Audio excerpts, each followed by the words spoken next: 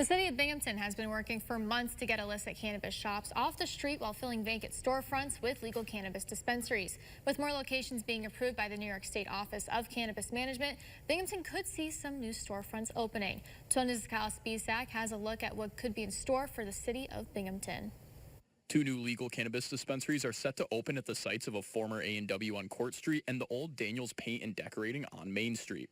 The influx of legal shops being proposed helps push out illicit cannabis stores that may sell untested products for safer, secure options that also help tax dollars stay in the community. In the city of Binghamton in 2025, we have budgeted $175,000 in tax revenue from adult use cannabis.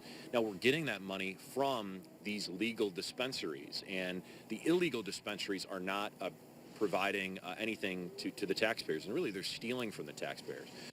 Although the businesses do have to get a legal license from the New York State Office of Cannabis Management, residents still have differing opinions on more dispensaries coming to the city of Binghamton. I think it's good for the people running them, for the people that buy the products. It's a safer way to do it, I'm really strange, and Binghamton, even young people are smoking. That's really I'm really strange. When I came here, it's near here and near the school.